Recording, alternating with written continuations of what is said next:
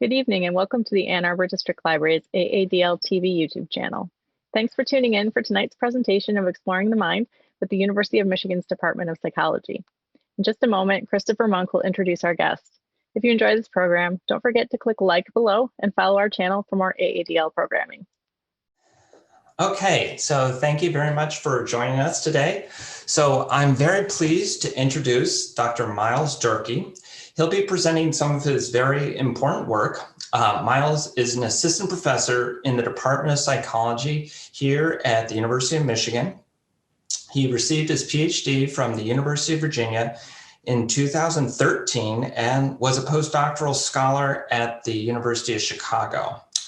Myles's research is focused on examining the dynamics of cultural invalidations, racial discrimination, and racial code switching to determine how these types of experiences influence various outcomes like mental health and well-being, identity development, as well as academic achievement.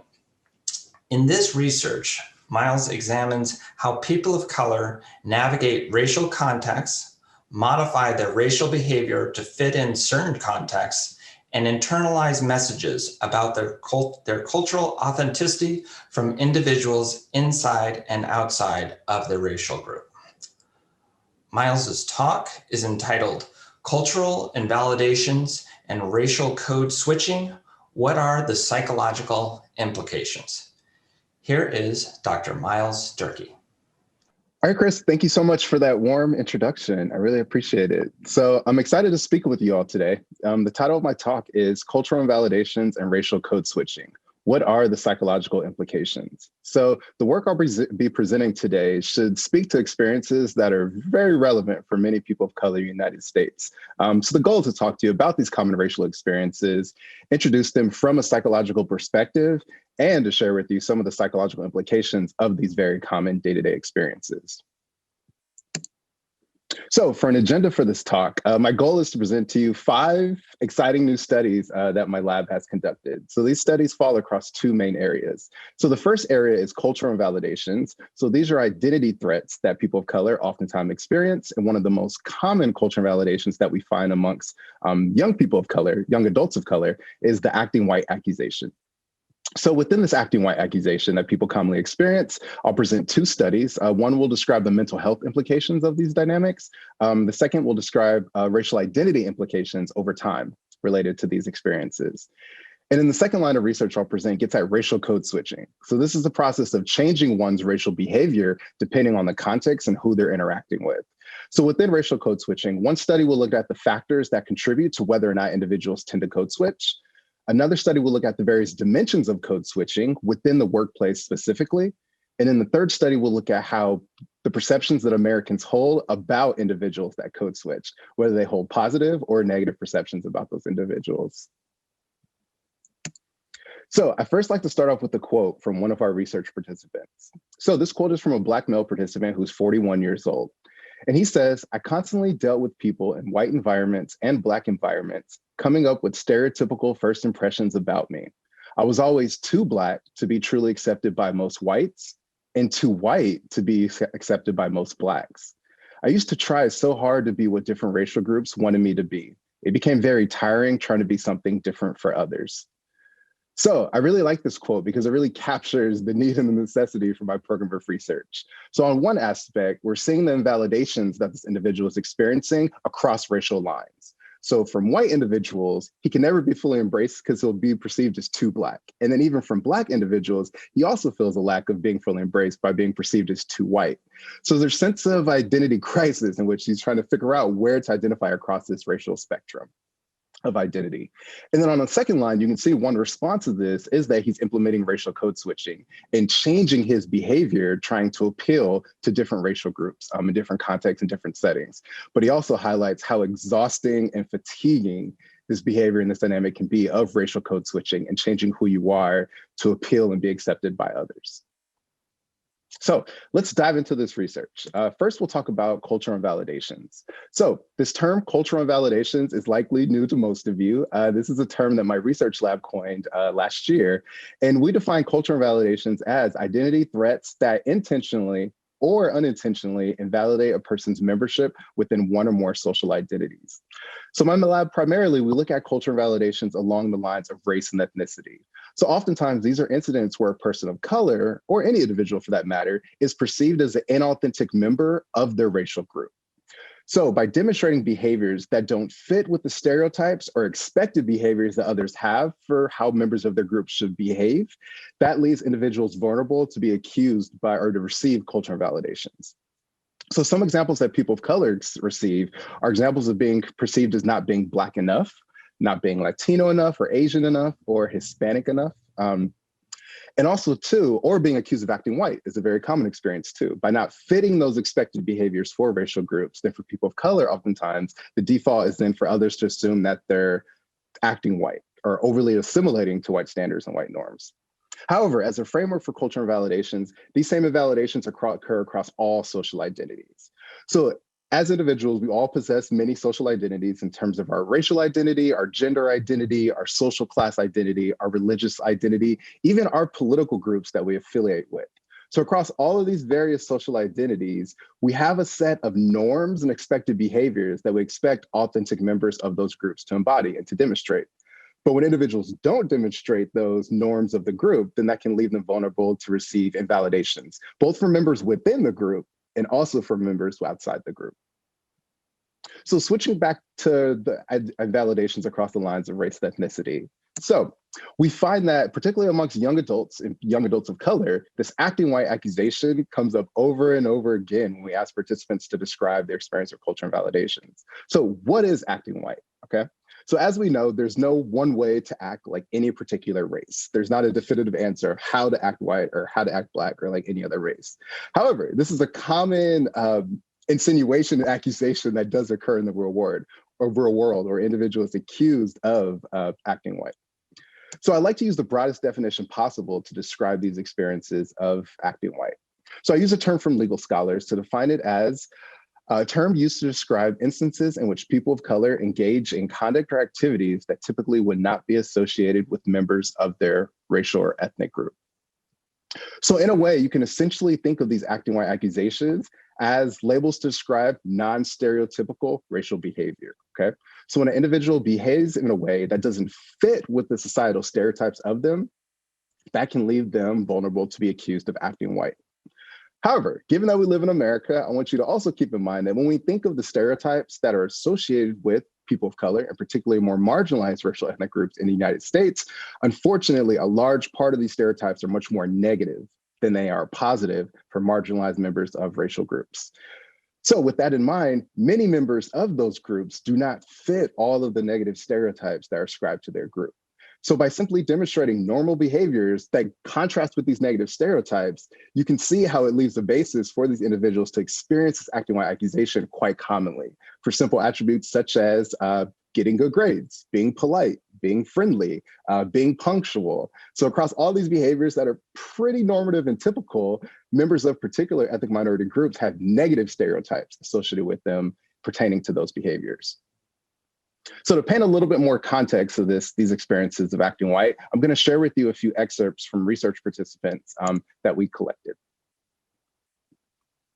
So these are real world accounts of college students describing their own experiences with the acting white accusation. So both of these excerpts I'm going to share with you were collected amongst college students as soon as they arrived at college. So within the first month of arriving at college.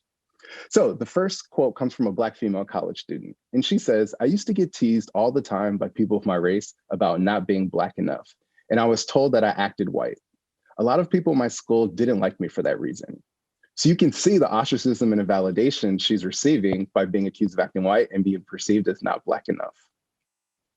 This next quote comes from a Latinx male college student. And he says, "In my schooling environment, oftentimes when I was referred to as white, it meant that I wasn't acting Latino, which was in regards to me not playing soccer, dressing well, getting good grades, and having white friends. So in this case, across a series of unrelated behaviors, this individual is being accused of acting white by not fitting the more negative stereotypes associated with the Latino population in the United States. So in the first study I'm going to share with you, a research team, we wanted to understand what is the internalized meaning of the acting white accusation amongst diverse college students. So in this study, we recruited over 400 college students, and they were interviewed as soon as they arrived at college within that first month. And we asked them to simply describe their experiences with the acting white accusation, and we coded all of their transcripts. So 4 main themes emerged from how these students described the acting white accusation. The first theme was describing it in terms of speech patterns and behaviors. So in terms of speech patterns, one particular aspect is the style of speech. So although our entire sample all spoke English, but the way in which they spoke English, the accent or dialect that they spoke English with was also racialized. So speaking one way of English with a particular accent was seen as more authentic for their group, but then speaking in standard American English was perceived as not typical for their group and could leave them vulnerable to being accused of acting white. Also, in terms of language, for the Latinx participants specifically, not being fluent in Spanish was also perceived as others as a marker that they were somewhat less authentic or less authentically Latino. They also highlighted respectable behaviors, which are expectations to behave in a proper or preppy way. And they distinguished these behaviors from pretentious behaviors, which were much more condescending, elitist behaviors of oftentimes looking down on other members of their in-group. And they described these as uptight, stuck up, or even bougie behaviors. The next main theme fall along the lines of style and social preferences. So these varied across a range of different attributes that were all racialized. And within all these different social preferences and style preferences, there was a quote unquote right way for members of the group to behave and a wrong way. So this fell along the lines of clothing preferences, music genres, activities and sports, even interracial friendships, and also food preferences as well, were all racialized. And individuals spoke to that kind of walking that fine racial line in these behaviors. The next main theme involved cultural ideologies. So along these cultural ideologies, there are 2 main subthemes, and the first was cultural alienation. So this is described as individuals who intentionally aim to de-identify with the group in order to separate themselves from the stigma and discrimination that afflicts their racial and ethnic group. So intentionally trying to separate themselves from that stigma and discrimination by de-identifying with the group. And the next cultural ideology was described as normalizing whiteness. And participants described a strong level of frustration in response to this normalizing whiteness, because they realized that many traits in the United States that are just common for all Americans, we tend to racialize them and associate them with white Americans. And by default, many Americans demonstrate these behaviors. Individuals feel very frustrated that these behaviors are almost times synonymous with white behaviors and not just seen as American without having a racial overtone behind it.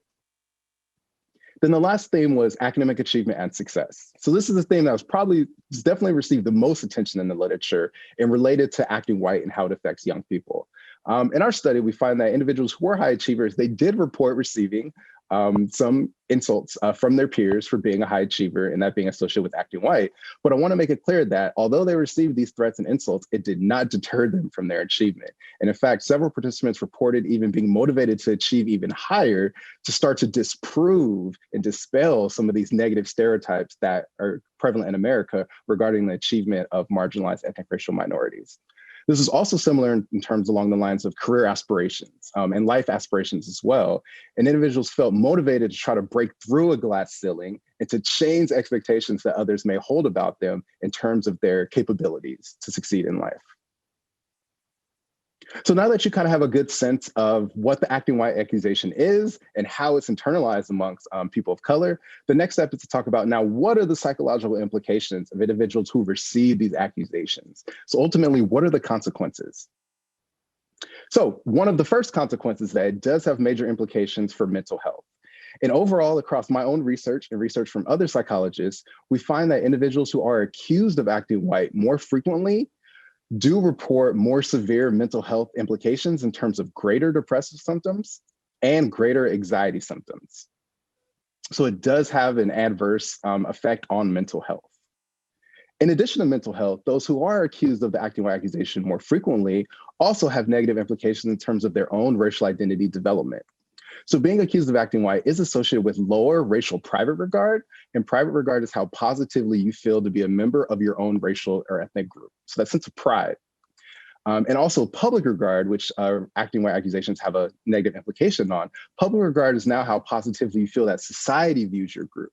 So for individuals who experience these accusations more positively, they then tend to view that society has a less positive view of their own racial group.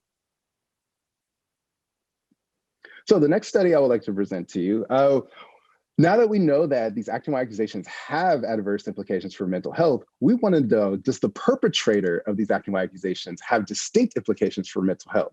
And particularly, are these acting white accusations more detrimental when they occur from a member within your own racial group, as opposed to a member outside of your racial group? So our first research question driving this study was, does the racial background of acting white perpetrators influence mental health outcomes during their transition to college for Black and Latinx students? So this is a longitudinal study where we sampled students once again as soon as they arrived at college, and we tracked their experiences over that first year of college to see how their experiences with the acting white accusation had implications for their mental health at the end of that first year. And really, we were interested in whether being accused by a member of your same race was going to be associated with more adverse mental health consequences, because being accused by a member of your same race could trigger a sense of cultural betrayal that other members of your group now see you as a quote unquote traitor to the race, okay? Or someone who's not working in the group's best interest. And that can lead to a very different process that can be more detrimental than if these individuals are accused by members outside of their racial group, where that sense of cultural betrayal may be less prevalent. So the next research question is that we also want to know whether a sense of racial identity can change these effects in terms of how the acting white accusation is related to mental health outcomes. And particularly, we wanted to see whether racial identity centrality changes these associations. And centrality is the importance and significance that individuals associate with being a member of their racial ethnic group. So overall, how central is it to an individual's sense of self So how central is the individual's racial ethnic membership to their overall sense of self, okay? How important is that? And for centrality, it was difficult to make hypotheses for the way that this would affect the relationships because it could go either way. So if we look at the majority of the research looking at racial identity in relation to racial stressors, typically having a strong racial identity is a protective factor in helping individuals to cope with racial discrimination. Because when discrimination does occur, people of color can fall back on this secure identity to help them cope with that dynamic and make sense of that discrimination and to make the accurate attributions of why it may have occurred. However, when that perpetrator is now a member of your own racial group, that makes that coping process a little more difficult, because for an individual who has a high level of centrality, so race is very important to how they see themselves, it could be the case that now when they're accused by a perpetrator of their own racial group, they could be more sensitive to these threats now. And that could potentially leave them more vulnerable to these accusations, given that to them personally, race is very central to how they see themselves. So it was an exploratory question. We wanted to know, how does centrality moderate these effects? Is it a protective factor, or does it exacerbate mental health outcomes? So for this project, the data was utilized from the Minority College Cohort Study. And this is a longitudinal study that recruited Black and Latinx students from during the high school to college transition at 5 predominantly white universities in the Midwest. The total sample size was 533 students. Half the sample identified as Latinx, but within the Latinx identification, there was some ethnic diversity as well. 38% of the sample identified as Black, and there was also slightly less, but still some ethnic diversity within the Black population. And then 10% of the sample identified as multiracial, with at least one of their identities being either Latinx or Black. We did have more women in the sample than men, but actually the skewness in gender distribution was representative of the actual gender distribution at the universities that we sampled. Where at each of these universities, when you look within the population of students of color, there were more women of color at these institutions than there were men of color. 60% of the sample did identify as a first-generation college student, meaning that neither of their parents had achieved a college degree. And the median age at wave 1, which is as soon as they arrived at college, enrolled in college, was 18. So just to give you a little background on descriptives on who these perpetrators are. So we asked participants at multiple time points across the study. For this project, we used wave 1, which is the baseline for the study. So that occurred as soon as they arrived at college, and we had asked them to report retrospectively back to their high school experiences. So over the previous year is what the the item in the survey asked for, which would have been their senior year in high school. And then at a later wave, which was the completion of their first year in college, we asked them to self-report over their first year in college. So we asked participants, what was the race of the individuals who accused you of acting white? And they had a checklist of multiple racial groups to choose from and identify who their perpetrators were. So we found that the most common perpetrators amongst Black and Latinx participants were members of their own same racial or ethnic background. So amongst those who did receive this accusation, 83% reported that the perpetrator was a member of their same race in high school, and 59% reported that was a member of their same race over the first year of college. Now, surprisingly, for both Black and Latinx participants, outside of being accused by members of their same race most commonly, the second most common perpetrator for both of these racial populations were white individuals. And we found that the rates of being accused by a white perpetrator was pretty consistent across high school and the first year of college, and about a third of the sample who received that acting white accusation. And then just give you a little bit more background. We also wanted to know the relationship with the perpetrator. So I'll just give you these descriptors for this paper. We're not going to go into much detail about the relationship with the perpetrator. But as expected, we did find that peers were the most common perpetrators of these acting white accusations at 80% in high school, and then 48% of the sample over the first year of college. But also amongst close friends, so distinguishing within peers, your close friends, half the sample received this accusation from close friends in high school, and then only about a third over the first year of college. And the next, for family members, we found that once again, about a third of the sample received these accusations from family members during high school and during the first year of college. Okay, so now we're going to jump into the results, looking at mental health implications based on the race of the perpetrator. And we're going to compare different types of perpetrators, mostly same race perpetrators now, to white perpetrators, to see if there's different implications in terms of mental health. So I want to walk you through the multiple regression analyses that were performed to test this question. In the first model, we're essentially testing for just the main effects of the perpetrators to see, is there a difference in depressive symptoms over that first year of college? So you can see there's three different groups of perpetrators that we're going to look at. The first is those who only received the acting white accusation from same race perpetrators. The next are those who received it from only white perpetrators. And the third are those who received it from both same race and white perpetrators during that first year of college.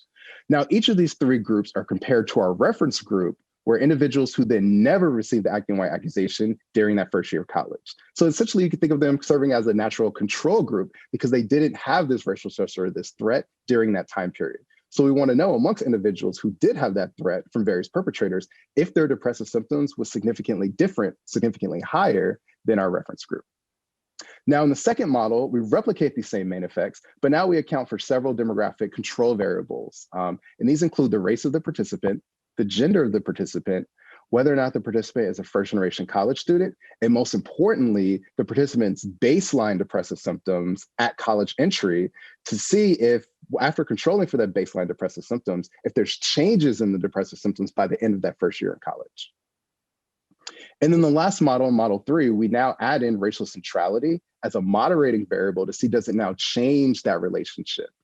And we can test the specificity of that change in terms of whether it's changing the relationship for only same race perpetrators, only white, or same race and white perpetrators. Okay, so in model 1, we found that amongst those who received the acting white accusation from only same race perpetrators and those receiving it from same race and white perpetrators, they reported significantly more depressive symptoms than the reference group, who never received this threat over the first year of college. These effects held and stayed statistically significant even after controlling for all of our demographic control variables. And you can see that wave 1 depressive symptoms was a very strong predictor of depressive symptoms then at the end of college. But even after controlling for baseline depressive symptoms, these differences still persisted. And then for our last model, model 3, we're now going to focus on the interaction terms primarily. We did see that racial identity centrality, so how important being a member of their racial group is to their overall identity, it did interact for individuals who only received the accusation from white perpetrators and those who received the acting white accusation from same race and white perpetrators. But for this latter group, that trend was a marginal trend towards significance, but for only white perpetrators, it was statistically significant. So now that we know that it is interacting with the perpetrators, the question is, which way is it interacting? Is it a protective factor, or is it an exacerbating factor that's worsening these mental health implications? So to do that, we probe that interaction effect, and I'll present the results to you graphically in this graph. So first, I just want to orient you to the graph. So our outcome, once again, is depressive symptoms at the end of freshman year of college. And we're also controlling for baseline depressive symptoms, the race of the participant, their gender, first generation college status, and the university they attended.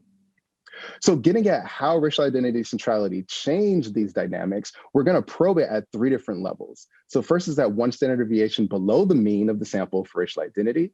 The next is at the mean level. And then the next level is those who are standard deviation higher than the mean level for racial centrality. And you can see our 4 groups here, the groups that are being compared, all to this reference group, which are those who never received the acting white accusation during that time period. So first, I'll point your attention to the groups where there was no effect across racial centrality. So you can see for the reference group, across the 3 different tiers of racial centrality, there's really no effects. These levels of depressive symptoms are staying pretty consistent. The same pattern emerged for those who received the acting white accusation for only same race perpetrators. We're seeing that their level of racial centrality didn't really matter much. Their level of depressive symptoms stayed pretty consistent. And at each level of centrality, this group always had significantly higher depressive symptoms than the reference group. Okay, but for the group where centrality did really matter were those who only received the acting white accusation from white perpetrators. So you can see here when racial centrality was low, this group and all the other groups actually had significantly more depressive symptoms than the reference group. However, as centrality increases to the mean level, we see absolutely no difference between those receiving it for only white perpetrators in the reference group. And then surprisingly, as centrality increases, we actually see that those who are receiving this racial stressor, the acting white accusation from only white perpetrators, actually reported less depressive symptoms than even the reference group. And we see a similar trend with the slope, but less strong of a slope for those who did receive the acting white accusation from both same race and white perpetrators. Okay, so for an additional outcome, we ran the same analyses now for anxiety symptoms, to see if anxiety symptoms are having a similar effect to depressive symptoms. And that is essentially what we found. So very similar patterns were those who received the acting white accusation from only same race peers, and those who are receiving it from same race and white peers, they did report significantly more anxiety symptoms than the reference group who never received the threat. These effects held even after controlling for all of our demographic covariates and baseline anxiety symptoms at college entry. And then when we looked at how racial centrality moderated these effects, we did find a trend towards significance for those who received the acting white accusation from only white perpetrators, but it did not quite reach the threshold for statistical significance. Okay, so what are the implications? So 1, we find that mental health implications do matter based on the perpetrator of the acting white accusation. So specifically, being accused by a same race perpetrator, we did find that it is associated with overall more detrimental implications for mental health. So this is a sign that cultural betrayal is likely playing a role, that when the perpetrator is a member of your own in-group, regardless if that's only the in-group or combined with white perpetrators, we do see this worse mental health consequence. And that could be because individuals may sense that by having the accusation from a member of their own group, others may perceive them as betraying the in-group. And we find that racial identity centrality did serve as a protective factor to buffer against an increase in depressive symptoms, but only when a white perpetrator was involved in this acting white accusation. So we found that racial identity overall was not serving a protective role when the perpetrators were occurring from members of their same racial group, particularly when it was only perpetrators from their same racial group. So this suggests that the coping processes are likely entirely different based on the perpetrator of these acting white accusations. So when that perpetrator is a member of your in-group, it's likely that individuals need a unique set of coping responses to deal with this threat, because it's likely this threat has different meaning compared to when they're accused of the same accusation from a white perpetrator. So this requires additional data collection that our lab is currently in the process of collecting data to understand how these coping processes look different when the perpetrator of these dynamics is from a different racial background. So for the next study, we wanted to look at now that we know that they know a little bit about the mental health implications, what are the racial identity implications of these acting white accusations? So the first research question was, what are the longitudinal implications between the acting white accusation and racial identity development over time during emerging adulthood? So for this study, we looked at during the first 2 years of college, how these acting white accusations and racial identity influence one another. And essentially, we wanted to establish or figure out what is the temporal ordering between these variables. And the temporal ordering is getting at which variable is predicting the other variable over time. Is it that acting white accusations potentially serve as an experience that triggers individuals to think about the racial identity, and that experience of being accused of acting white can motivate greater racial identity development over time? Or is it that racial identity occurs first, and that racial identity can determine whether or not individuals even experience the acting white accusation in the future, okay? So it kind of goes back to this classic question of which comes first, the chicken or the egg. And then in addition to that, we wanted to know whether the race and gender of the participant matters to determine if individuals from different racial and gender backgrounds are having different developmental patterns over time in relation to these two variables. So I just want to note that across all of the analyses I'm about to present, we did control for the socioeconomic status of the participants. We also controlled for their high school racial composition, because that can have influence on their early initial racial beliefs. And we also controlled for the actual university they attended. This is using the same data set from before the minority college cohort study. And I'll only be presenting the results for racial identity centrality, where once again, centrality is how the importance that individuals associate with being a member of their particular racial ethnic group. So overall, we found that race and gender mattered a lot, and there were distinct developmental patterns based on the race and gender combination of the participant. So I'll start with the developmental patterns for Black women. So just to associate with this figure, we measured these effects across 3 critical time points. So the first time point was immediately at college entry, as soon as these students enrolled in college. The next time point was the end of the first year of college. And the third time point was the end of the second year of college. So at the top, you'll see that we have exposure levels, so the frequency in which they were exposed to the acting white accusation for each time period. And you can see that it does predict itself over each time period, so pretty stable.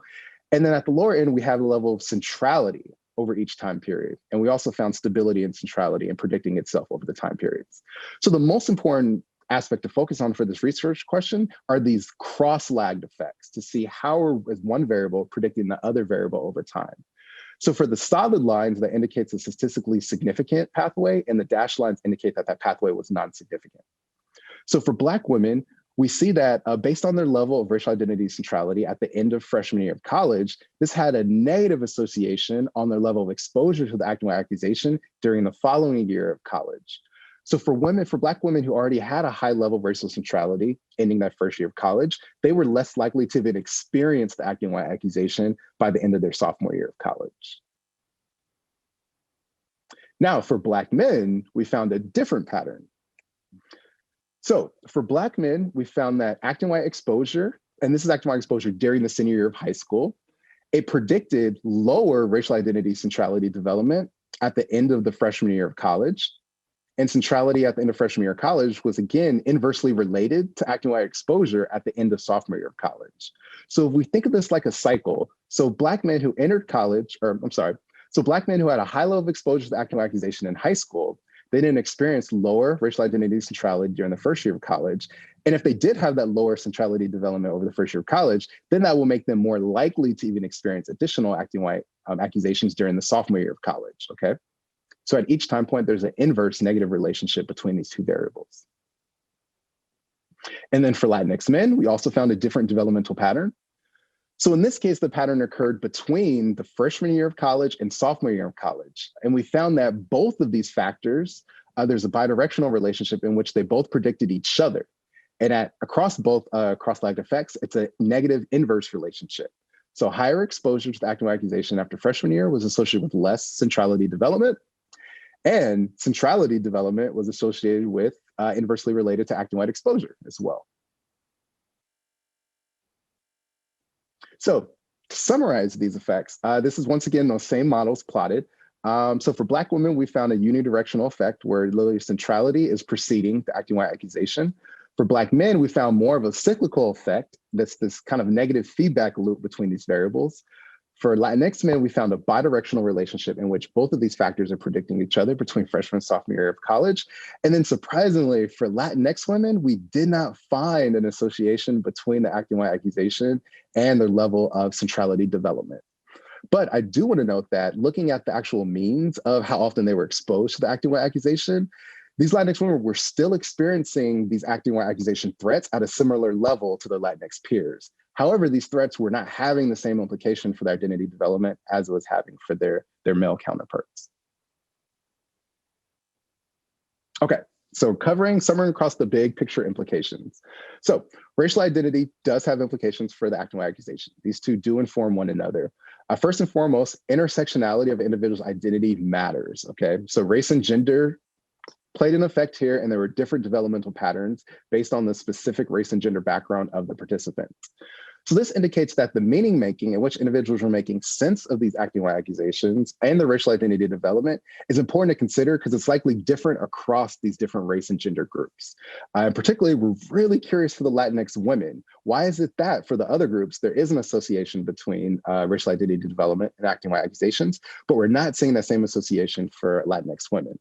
So that's going to require additional data collection that we're planning to pursue. And really, it's going to require mixed method data collection. So we do need qualitative interviews to really understand and make sense of that meaning-making process of why is there a disconnect between these accusations and identity development for that population. So keep in mind that across all the significant effects, this association between racial identity development and acting white accusation was always negative, okay? So because this effect was negative, inversely related, it does suggest that high racial identity centrality can be protective against later acting white accusations and lessening these accusations from occurring. This happened particularly for Black women.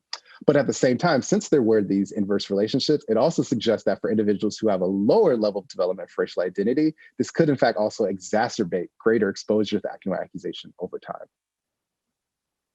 And then once again, additional data collection to figure out the dynamics for Latinx women.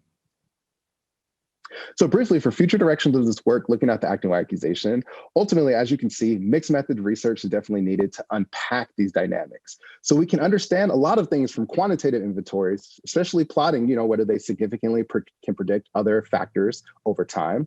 But in addition to the statistical outcomes, we also need to understand what is the meaning that's taking place behind these, because there is different meaning in which individuals are making sense of these dynamics and internalizing them, and also coping with these effects as well. So now this is where racial code switching comes into play. So from the qualitative information we've collected thus far, we have found that racial code switching is a coping response to address these cultural invalidations. So for an individual who may be perceived as less authentic for members of their own racial group, even outside of their racial group, they can change their behavior when they're interacting around certain people to indicate certain racial cues to increase that level of acceptance with those groups, okay? So racial code switching in the process in terms of managing their racial profile, depending on who they're interacting with, who they're talking to, is one way to, a proactive way to cope with this threat of cultural validations. But as you recall from the excerpt, the quote that I presented at the beginning of this presentation, racial code switching is not easy and is very tiring and fatiguing. So as psychologists, in the next studies I'll present, we wanted to understand what are the costs and the benefits of individuals who engage in racial code switching. So to start off, what is code switching, okay? So code switching was first coined by linguists, and it was used to describe the practice of alternating between two or more languages or dialects within a single conversation. So focusing on specifically one style of speech, code switching is switching between different languages entirely, or just different dialects speaking the same language within a single conversation. However, psychologists have noticed that in addition to linguistic code switching can also occur across many other behaviors, an individual's entire racial profile and how they present themselves to the world. So psychologists, we describe code switching as the practice of adjusting one's style of speech, behavior, and appearance to mirror the social norms of others or particular context. So essentially adapting their own self-presentation to match the norms of the context of the people they're interacting with. So I just want to briefly kind of cover some of the historical contributing factors that have contributed. Why is it that certain groups tend to code switch more frequently than other groups? So one aspect to consider is racism and classism. So we do find that people from marginalized social groups over time have had to learn and demonstrate the social norms of the more dominant group in order to gain access to upward mobility and to get ahead in life, okay? So keeping in mind that the gatekeepers and those who have more power in society have control over determining, dictating. One is when individuals from more marginalized groups can get access to certain circles, even certain education levels and certain careers and occupations to achieve upward mobility. So individuals from these more marginalized groups have over time had to learn to almost simulate or temporarily switch on and switch off the behavioral practices of the groups that are in power to gain that acceptance into those circles. In addition to that factor, stereotyping and bias is also an important factor to consider because people from marginalized groups also face many negative stereotypes if we think about societal stereotypes associated with groups. And code switching is an effective way to now manage their impression management when they are engaging with others in the attempt to receive fair treatment and to be evaluated as an individual and not from the lens of expecting that negative stereotype. And the next dynamic to consider is cultural policing. So now this dynamic occurs oftentimes on the intergroup level amongst members from the same social identity, and individuals also face pressure to prove that they're still an authentic member of their in-group to other in-group members. So in addition to having a code switch towards the majority group in other settings, when they're amongst individuals of their own in-group, they can also have to code switch to prove to the members of the in-group that they're still, in quote unquote, down for the cause. All right, so in this study, we conducted a mixed method study with around 300 Black professionals across the United States. All of these professionals were college educated and employed full time. And we wanted to know what are factors that contribute to the rates in which these Black professionals code switch. So specifically, we wanted to examine what are individual internal factors that are significantly associated with the rates of racial code switching, and what are also external factors that are contributors to racial code switching. So in this study, we found that individuals who did tend to code switch more frequently, this was associated with them also reporting higher career and leadership aspirations, okay? So having very high aspirations to succeed in their current occupation that they worked in. We also found that these rates of higher code switching were associated with a greater perceived fit with the company culture in which they currently worked within. And we did find that individuals who did code switch more frequently also reported higher levels of vigilance. So vigilance is the anticipation of bias or discrimination to occur. So for individuals who have an anticipation that they might be treated unfairly, we found that these individuals tended to code switch more frequently when at work. Now, these are all internal factors leading to code switching. In terms of contextual external factors, we found that the racial composition of the workplace was significantly associated with the actual rates of code switching amongst these Black professionals. But the trend of this effect was not exactly as you would expect. So we did find that for Black professionals who worked in predominantly white workplace environments, they did report higher than average levels of code switching, but they didn't report the highest levels of code switching. And in fact, individuals who reported working in the most racially diverse workplaces where there wasn't a single majority group, they reported the highest levels of code switching across our sample. So one reason why that might take place is that for individuals who work in very diverse workplaces, throughout their day, they're likely having to code switch to different profiles, interact with members from different racial backgrounds. So if they're working from individuals from their same racial background, individuals from multiple other racial backgrounds, throughout the day, they're adapting their code switching in real time to interact with members from those different cultural backgrounds. And in comparing that to individuals who work in predominantly white contexts, if they're given that they're Black professionals themselves, once they get to work, they're still code switching, but they can turn on one racial profile at work, which is to appeal to predominantly white audience in that circumstance, rather than having to adjust it much more at a proximal level. Okay, so the next study was now getting at, what are the different dimensions of racial code switching and what does it look like within the workplace? Once again, amongst Black professionals. So for this study, we developed a scale to get at racial code switching amongst Black professionals. And within this scale, we identified that there are three main dimensions of racial code switching for Black professionals in the United States. The first dimension is downplaying one's racial identity. So some examples of downplaying racial identity are that these are instances where individuals intentionally try not to talk about topics that are racialized topics that might draw attention to their racial identity, differing from the identity of maybe many other groups in their workplace. So this can include topics such as reparations, affirmative action, even events that occurred in the United States with police brutality and the killing of many Black individuals that has occurred within 2020 and many years prior to 2020. So topics like this that are very racialized, individuals will downplay trying to bring up these topics because they don't want to draw too much attention to their race. And additional examples are individuals intentionally changing their hairstyle away from a natural hairstyle to not draw more attention or fascination to their hair from their colleagues. That would then difference them or other them from the majority group in the context. And another example is avoiding, one example item from the survey is I avoid behaviors that will make other people at work think that I'm different. So intentionally not trying to be perceived as an other or different from the core population within the workplace.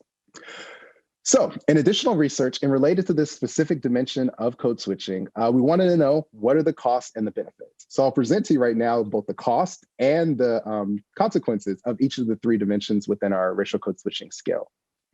So we found statistically that one benefit actually that's associated with downplaying one's racial identity is that it was associated with increased perceptions of professionalism within the individual's workplace. So for individuals who engage in this dimension of code switching more frequently, they perceive themselves as being perceived more professional by their colleagues in their current job. However, one consequence is that higher rates of downplaying one's racial identity was associated with greater feelings of inauthenticity in terms of their racial ethnic affiliation, and also was associated with a higher likelihood of being accused of acting white. Now, the next dimension of racial code switching amongst Black professionals in the workplace is avoiding stereotypes. So this was very explicit efforts to avoid chronic stereotypes associated with the Black race, very explicit stereotypes. So some example items from our survey include, I avoid behaviors that will make people at work think that I'm lazy. I avoid behaviors that will make people at work think that I am less intelligent. And I try not to speak too loudly. So across each of these dynamics, individuals who are Black or African American face very chronic stereotypes associated with these attributes in our society. So these individuals report that they go out of their way to avoid demonstrating any cues that can trigger their colleagues or other individuals to think of them from that stereotypical lens. So some of the positive attributes that are associated with this dimension of code switching is that it was associated with more positive performance evaluations. The individuals felt they were evaluated more positively in their current position. They also reported increased perceptions of their leadership ability in their workplace organization. However, some of the consequences of this dimension of code switching is that it was also correlated with just being more emotionally taxing overall. And one participant actually responded with feeling the need to have to work twice as hard, only to get half as far because of these chronic stereotypes that kind of can hold their members of the racial ethnic group back from getting ahead and being perceived as deserving of promotion and hiring. They felt that they do have to work twice as hard to circumvent these negative stereotypes. And this dimension of code switching was also statistically associated with higher levels of burnout in their current workplace. Okay, and then the third dimension of racial code switching is expressing shared interests with the dominant group. So this is intentional efforts of individuals going out of their way to learn about the hobbies and interests of the dominant group in their workplace, to then embody those hobbies and interests to now be perceived more as a member of the in-group rather than a member of the out-group. So two example items are, I try to talk about topics that other people would find interesting at work, regardless of whether the Black professional finds interesting themselves. And another item is I try to familiarize myself with interests and hobbies that people at work find interesting. So this can include hobbies such as golf, hockey, even other current events that individuals, maybe not interested in themselves, but they find that it can be very beneficial to learn about those hobbies and able to have that small talk in their workplace that's critical to developing strong workplace relationships. So some positive outcomes of this dimension of code switching is that it was associated with individuals reporting closer workplace relationships. They also reported that it increased their chances of getting a promotion in their current workplace. Now, some of the consequences is that by these individuals engaging in this type of code switching, they did report through our qualitative responses that one fears that it can create very unrealistic expectations for all Black employees. So if one particular individual tends to code switch in this way, then one scary factor is that if they're a token individual representing their whole group and they code switch in that way, that it could set this expectation that now all other individuals who follow them in that workplace are also expected to learn and embody the same exact interests of the dominant group. And that's really just naturally an unexpected, unrealistic expectation of workers in any workplace. So that is one potential cost. Okay, and now for the final study. Now that we know more about the the contributing factors to code switching, what the dimensions of code switching look like, and some of the costs and benefits of code switching, we wanted to get a sense of how do Americans feel about Black professionals who code switch.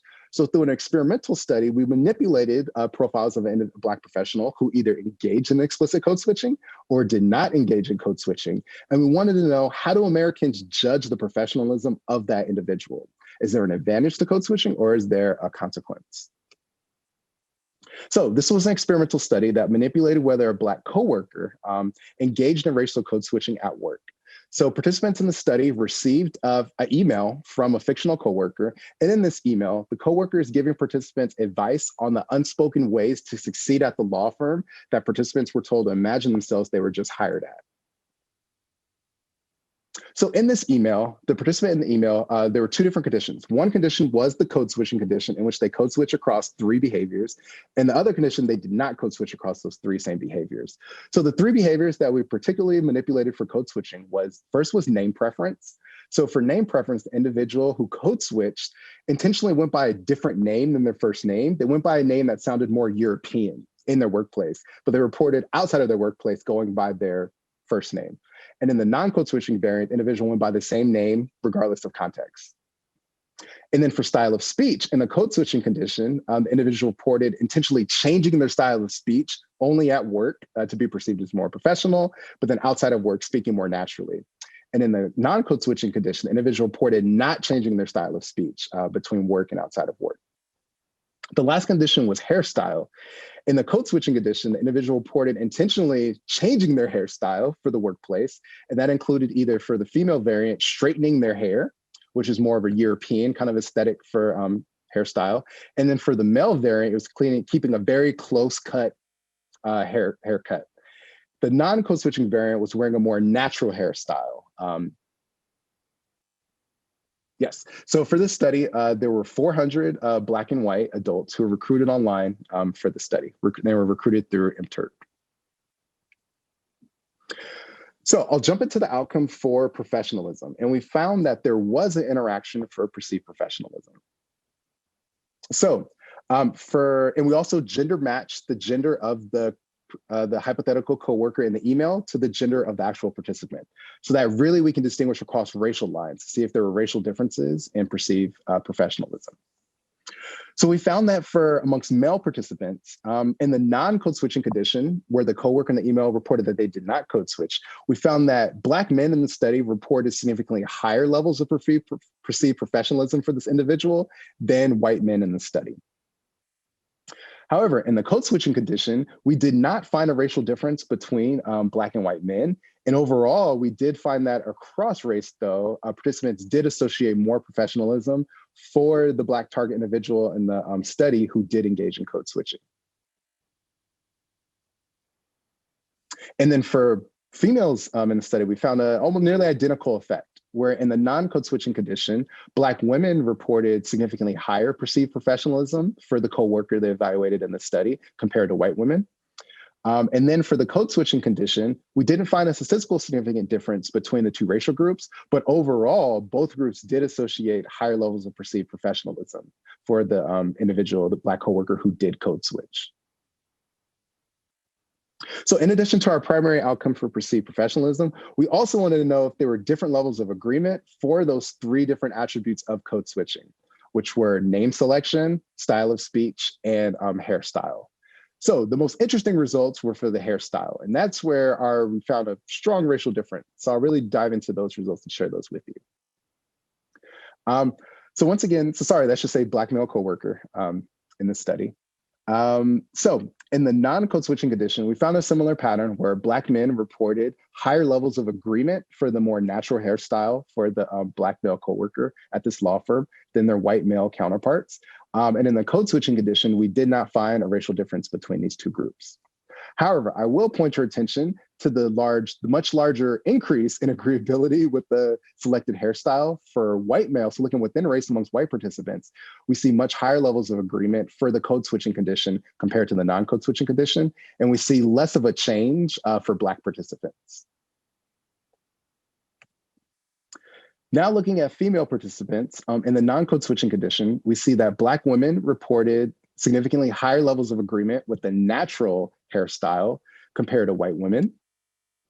And then in the code switching condition, we find the exact opposite effect, where now white women report significantly higher levels of agreement to the code switching variant of hairstyle compared to Black women.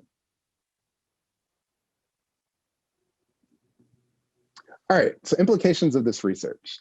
So I want to point out that code switching. So code switching is a very common practice for many people. and particularly in which code switching to distinguish between your casual behaviors and your professional behaviors. So this is very standard code switching that nearly every employed individual in this country engages in. However, racial code switching is a different aspect from standard code switching, because for racial individuals, now for individuals from marginalized racial ethnic groups, the stakes are that much higher for racial code switching, because that code switching it's in the spirit of being treated fairly. So to convince other individuals who may implicitly or explicitly see them from a racialized lens that falls within the perspective of those negative stereotypes, that code switching is much more pivotal to be treated fairly and perceived as an individual outside of that negative stereotypical perspective. So with that in mind, the stakes for racial code switching for ethnic minority individuals are much higher than the more standard racial code switching that they naturally also engage in between casual professional and that all other individuals engage in. And then along the lines of racial code switching, this code switching presents a double-edged sword, where we're finding that there are clear benefits to this code switching. We see these both in occupational benefits and even some psychological benefits in terms of impression management and how individuals feel that others perceive them more positively when they code switch. But at the same time, I want to emphasize that racial code switching is not easy. So imagine presenting yourself with a completely different personality as a completely different person whenever you're outside of your household interacting with individuals from other racial ethnic backgrounds. That's not an easy task. And to do that, you have to stay consistent in that behavior. So the moment where individuals may slip up in that profile that they're presenting, that can then lead them vulnerable to now be perceived negatively. Individuals know they're code switching. So ultimately, to code switch effectively, you don't want your audience to know that you're code switching. You want your audience to believe that that is you in your workplace. That's how you are as a person. So that's why code switching presents this double-edged sword, where it has clear benefits. It can lead to many professional and educational, outcomes, but at the same time, it comes with major cost, and it is work, and it requires a significant amount of cognitive load to do it effectively. We also find that perceptions of code switch, they do differ based on the specific behavior that's being evaluated, and also based on the race of the evaluator that's evaluating the code switching. So we see that there are different dynamics in terms of whether in-group members are evaluating this code switching compared to out-group members. So I would like to end with another quote to kind of wrap up this work. So this quote comes from another Black male participant who's 30 years old. And he says, being one of only Black/African Americans in my department, it is clear that my actions are constantly under a magnifying glass. Due to the questions asked by coworkers, it is clear that they view my presence as a sneak peek into Black culture. Therefore, I find myself constantly trying to be aware of my mannerisms to ensure that I don't portray myself or the people I represent in a negative light. So this pressure to now present himself appropriately in settings is a major cognitive load that individuals from many ethnic groups, particularly those from marginalized ethnic groups, have to deal with society. And not only is this a load that they deal with from members of the majority group in trying to acquire fair treatment and respect, but also then when they interact with members of their own group, if they don't also demonstrate that cultural authenticity by code switching to appeal to the in-group, then they would be vulnerable to cultural invalidations. So you can see how these two factors inform one another. So for that, I'd like to thank you for your attention. If you enjoyed this work and you would like to see or follow along with this work, feel free to follow me on Twitter. My handle is @Dr. Durkee, and I try to, every time our research lab publishes research, I post it and also retweet research from similar labs. So thank you for your time and attention. All right, well, thank you so much, Myles. That was really, really excellent. So I had a lot of questions in here, and you kept answering them. You kept getting to them, so that was really, really awesome. Let me just start, if I might, at the beginning with that first study you were talking about with the longitudinal sample, which is really a very clever idea, following young adults as they transition from high school into college and what that's like. I was just wondering if, I know it wasn't the exact within the analysis you were doing, but I was wondering if you could just talk a bit about, if you know, what the prevalence of these cultural invalidations were. And what I'd like to think is that it decreases over time, but maybe that's being naive. And maybe you just, if you know what those numbers look like, if you could just share what you found with that. Yeah, great question. So developmentally, yes, the rates of receiving the active accusation specifically does decrease over time. So if we look at over the lifespan, and we know most of this information from Black youth, but we're starting to get more information from other ethnic groups as well. So pertaining to the acting white accusation, Black youth tend to experience it for oftentimes the first time during elementary school. So the youngest reports of these acting white accusations in the published research is as young as third grade, being targeted for accused of acting white or being an inauthentic member of their ethnic or racial group. These rates then increase during middle school. They hit a peak during high school, in which fits with the kind of normal adolescent identity development, where as youth are trying to make sense of their own identity, one easy way to make sense of their own identity is by making downward comparisons to other individuals who they perceive as less authentic. So for youth trying to figure out what being Black means, when they see other individuals who go against these stereotypes or expectations, then they're very likely to accuse those other individuals of acting white. So once individuals get to college is unique because college naturally is a sorting and a weeding factor, where colleges have their own campus climate and their own cultural dynamics, where colleges tend to attract more similar students to the same campus for a reason, because they like the culture and the dynamic of that college campus. So we did find that the vast majority of our sample did receive the acting white accusation during high school. It's upwards of, I believe it's higher than 85% of the sample received these acting white accusations during high school. During that first year of college, those rates then drop down to only about like half the sample. So they get they're becoming less frequently. But I do want to note out that although the rates of being accused during college do decline, the severity and the consequences of the accusations still sting just as much, if not more. So we see the rates overall of how frequently they're being accused do decline during college. But even though they may occur less frequently, it still hurts just as more, because when it does occur at college, it's likely to occur from another individual who similarly was accused of these cultural validations during high school. So they're using it intentionally. They can use it specifically to, sometimes participants describe it as putting someone in their place. So if there's a member of the group who may think that they're better than other members of the in-group or is starting to behave in a way that's condescending, this particular cultural validation can be used as kind of a way to kind of cut them at the knees, to kind of bring them down a peg in a way.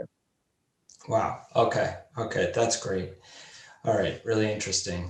And all right. So then the other question I had was about, I'm trying to figure out how to formulate this, was related to the same study on this really interesting interaction you found on cultural invalidations and the perpetrator. And then you found that the term, it was race identity was protective. Let's see if I can restate this finding. You can tell me where I strayed. The race identity was protective, but only when the perpetrator was of another race or a white race. I can't remember. So that made a lot of intuitive sense. And then you mentioned that for an area of future directions, if I understood right, was to look at what might protect individuals from when the perpetrator is the same race. I was wondering if maybe it sounds like this research hasn't been done yet, but maybe, do you think you could speculate about what might be protective of individuals when they're on the receiving end of this from someone from the same race? Yeah, so that is the $1 billion question that we're trying to answer right now.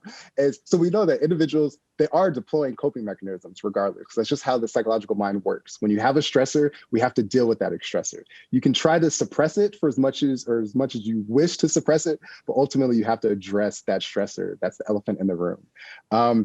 So we want to know of what are the ways that they cope and respond to these acting white accusations when it is a member of their same race. One way is that, do they confront the perpetrator? Okay, are they motivated to actually kind of, in a way that you could say, clap back to the perpetrators? So will they kind of, address them and kind of question them of, why are you accusing me of this not fitting a negative stereotype? Okay, what message are you essentially pushing there? I think one other dynamic that we're noticing is that is the expectation of discrimination to occur in the first place. So I think that's why we see that trend where that centrality is protective only when the perpetrator is a white perpetrator, because it can actually already be that sense of caution and hesitation that almost an expectation of discrimination to occur in the first place. So when it does occur, it's much more easier to address it, cope with it when you're already expecting there to be some potential negative treatment, which would make sense for students transitioning into a predominantly white university coming from a group that isn't white. There is an expectation that they will likely experience discrimination in that context. So that fits in that way. And that might explain for those who only received it from white perpetrators, but had that high centrality, how their mean level of depressive symptoms was actually even lower than the reference group, who didn't have that threat at all over that same year period. So that really shocked us as well. But by having that negative racial event, it could maybe in a way occur as a confirmation that, yes, okay, these individuals, they weren't being overly cautious or they weren't being paranoid. It kind of in a way validated their expectations that discrimination may occur in that college context. So that's one speculation. So in terms of coping with members from your own racial group, one difficulty that we've seen in our qualitative work is that individuals tend to be caught off guard. So one reason is that when you transition into a predominantly white university, the most common dynamic that happens next is individuals tend to seek out safe spaces. And that safe space is typically comprised by members of their own racial ethnic background. Areas where they don't expect to be discriminated against, where they expect to be supported in that way. But when individuals from that safe space are actually the perpetrators who are now discriminating against them, and they describe these experiences as racial discrimination occurring within the same race, now it can kind of, in a way, blow up their whole world, where it's like the same group that was supposed to be supportive is the group that's now racially discriminated against them. So they have to develop a new racial coping dynamic to deal with it. So we want to know if the rates of confronting your perpetrator, if that's helpful when it's a member of the same race. We want to know if rumination plays a role here. Likely rumination may have detrimental effects, or that rumination could be them trying to make sense and work through the information, likely leading to identity development. It could go both ways. And we also want to look at denial coping. Are they simply just suppressing this negative event, and in that way kind of maybe even downplaying the racial identity in the first place? Because if members of their quote unquote safe space or that supportive group are the ones also discriminated against, that could push them further away from wanting to identify with their racial identity.